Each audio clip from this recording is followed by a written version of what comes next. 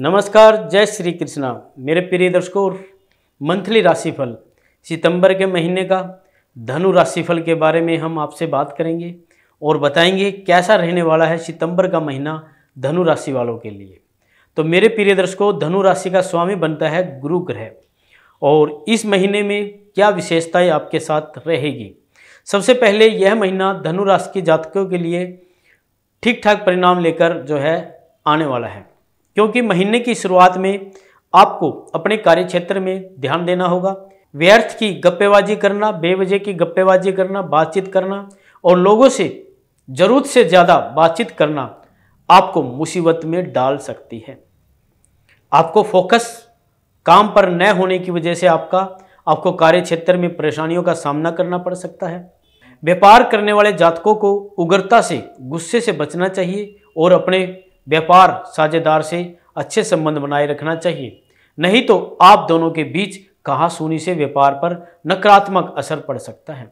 महीने की शुरुआत व्यापारी संबंधों में परेशानी लाएगी, लेकिन 4 सितंबर से जब बुध का गोचर सिंह राशि में आपके 9वें भाव में होगा, तब से स्थितियों में बदलाव आना शुरू हो जाएगा। यह महीने के अंत तक जारी रहेगा और व्यापार में उत्तम लाभ के योग दिखाई दे रहे हैं। प्रेम संबंधों में प्रगाढ़ता आएगी। आप अपने रिश्तों को आगे बढ़ाने में तत्पर रहेंगे, मतलब कामयाब हो जाएंगे और इस पर मेहनत करते रहेंगे। विवाहित जातकों को कुछ परेशानियों का भी सामना करना पड़ेगा। आपसी टकराव संभव है, इससे जितना संभव हो सके बचने की कोशिश करें। विद्यार्थी वर्ग के लिए महीना अनुकूल रह सकता है और आपको अपनी शिक्षा में कुछ कर दिखाने का मौका मिलेगा। पारिवारिक जीवन में उतार चढ़ाव की स्थिति बनी रहने की संभावना दिखाई दे रही है। अब हम बात करेंगे सबसे पहले आपके कार्य क्षेत्र की। देखिए, धनु राशि वाले कैरियर के दृष्टिकोण से यह महीना शुरुआत से ही सावधानी रखने वाला महीना दिखाई दे रहा है। यदि आप नौकरी करते हैं तो आपको अपने कार्य क्षेत्र में सावधान रहने से व्यापार करना चाहिए। किसी से भी गप्पेबाजी करने से, अपनी निजी बातें साझा करने से या व्यर्थ की बात करने से बचना चाहिए। और दूसरी तरफ आपका मन भी काम में कम लगेगा। आप अन्य बातों में अधिक रुचि दिखाएंगे और काम में कम। इससे कार्य क्षेत्र में आपको परेशानियां का सामना करना पड़ सकता है। अब बात करेंगे आपकी आर्थिक स्थिति के बारे में। देखिए, यदि आपकी आर्थिक स्थिति को देखा जाए तो यह महीना ठीक ठाक परिणाम लेकर आने वाला है। इस महीने आपकी आमदनी और आपके खर्चे दोनों ही बढ़े रहेंगे। छठे भाव में बैठे बृहस्पति आपके खर्चों को बढ़ाते रहेंगे। आपके पास किसी न किसी वजह से खर्च करने की स्थिति बनेगी। इसके अतिरिक्त शनि भी वक्री अवस्था में तीसरे भाव में बैठकर द्वादश भाव को देखेंगे और खर्चों को बढ़ा सकते हैं। किसी के स्वास्थ्य पर भी खर्चा हो सकता है। आप अपने भाई बहनों की भी आर्थिक मदद कर सकते हैं, जिससे कुछ धन की आवश्यकता आपको पड़ेगी। लेकिन महीने के उत्तरार्ध में 18 सितंबर से शुक्र एकादश भाव के स्वामी होकर एकादश भाव में विराजमान रहेंगे और आपकी आर्थिक स्थिति में इजाफा करना शुरू कर देंगे।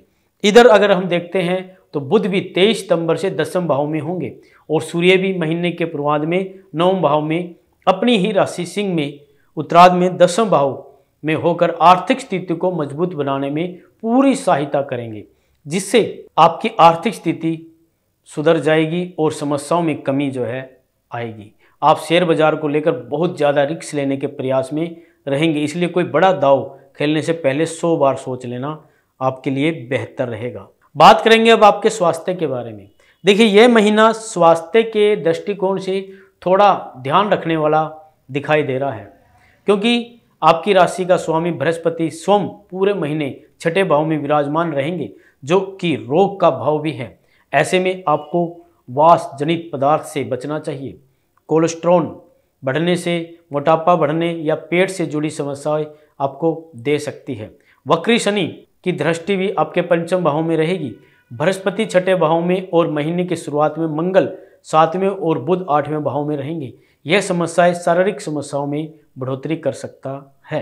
हालांकि महीने के उत्तरार्ध में स्थिति पहले के मुकाबले सुधर जाएगी और स्वास्थ्य लाभ होगा। फिर भी आपको बीमारी का खतरा बना रहेगा, क्योंकि आपकी राशि का स्वामी पीड़ित अवस्था में होंगे और आपको अत्यधिक वसायुक्त पदार्थों के इस्तेमाल से बचना चाहिए। बात करेंगे आपके प्रेम और वैवाहिक जीवन की। यदि आप किसी प्रेम संबंध में हैं तो आपके लिए महीना बहुत महत्वपूर्ण साबित होने वाला है। पंचम भाव के स्वामी मंगल पूरे महीने आपके सप्तम भाव में विराजमान रहेंगे, इसलिए आप अपने प्यार को पाने के लिए सब कुछ करने को तैयार रहेंगे। आप उनसे अपनी शादी का प्रस्ताव भी रख सकते हैं, उनसे हर कीमत पर शादी करना चाहेंगे। इसको लेकर आपको कुछ विरोध का सामना भी करना पड़ेगा, लेकिन आप किसी भी समस्या को बड़ा नहीं मानेंगे और डटे रहेंगे। अब देखिए, वक्री शनिदेव की दृष्टि भी आपके पंचम भाव पर जो है दिखाई दे रही है, जो बीच बीच में आपको प्रिय को भी दुखी कर सकती है, आपके प्रेमी को भी। लेकिन 18 सितंबर से शुक्र तुला राशि में बैठकर पंचम भाव पर पूर्ण दृष्टि डालेंगे, तो यह समय आपके रिश्तों को प्रेम और जुड़ाव से भर देगा। आप एक दूसरे से अटूट प्रेम महसूस करेंगे और अपने रिश्तों को आगे बढ़ाने के लिए मजबूती से अपना पक्ष रखेंगे, जिससे आपको सफलता मिल सकती है। अब बात करेंगे आपके पारिवारिक जीवन की। देखिए, धनु राशि वाले पारिवारिक तौर पर उतार चढ़ाव से भरा रहने वाला समय दिखाई दे रहा है। ये महीना दूसरे भाव के स्वामी शनि पूरे महीने वक्री अवस्था में तीसरे भाव में विराजमान रहेंगे।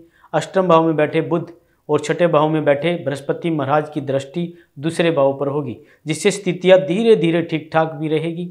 परिवार के जो लोग हैं एक दूसरे को लेकर कुछ छिटाकशी कर सकते हैं।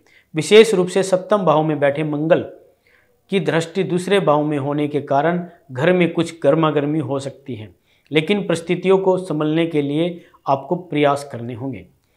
चौथे भाव में राहु की उपस्थिति और दसम भाव में शुक्र और केतु का प्रभाव, मंगल और बृहस्पति की दसम भाव पर दृष्टि पारिवारिक जीवन में कुछ तनाव बढ़ा सकती है।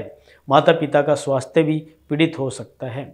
महीने के उत्तरार्ध में शुक्र एकादश भाव में जाएंगे तो सूर्य और बुध आपके दसम भाव में बैठेंगे, जिससे पिताजी को स्वास्थ्य में लाभ होगा। घर में कुछ अच्छी स्थितियां बनेगी। कोई नई संपत्ति खरीद की योजना भी बन सकती है। घर की आमदनी में बढ़ोतरी होगी और पिताजी अपनी समझदारी से परिवार का सही मार्गदर्शन करेंगे। फिर हल्की फुल्की समस्याओं को छोड़कर कोई बड़ी समस्याएं नहीं दिखेगी और आप राहत की सांस लेंगे। आपको पूरे सितंबर के महीने में क्या खास उपाय करना चाहिए? प्रतिदिन अपनी राशि के स्वामी देव गुरु बृहस्पति के बीज मंत्र का जाप अवश्य करना चाहिए, क्योंकि आपकी राशि धनु है और उसका स्वामी गुरु ग्रह बनता है। बृहस्पतिवार के दिन ब्राह्मण अथवा विद्यार्थियों को पाठ्य सामग्री भेंट करें। बृहस्पतिवार के दिन केला का वृक्ष और पीपल के वृक्ष को जल चढ़ाएं, लेकिन पीपल वृक्ष को स्पर्श न करें। भगवान श्री हरि विष्णु जी और माता लक्ष्मी की उपासना करें।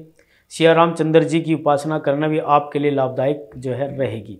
तो प्रिय दर्शकों, आज के लिए बस इतना ही। और कुंडली का विश्लेषण कराना चाहते हैं तो हमारे दिए गए नंबरों पर संपर्क कर सकते हैं। जय माता दी।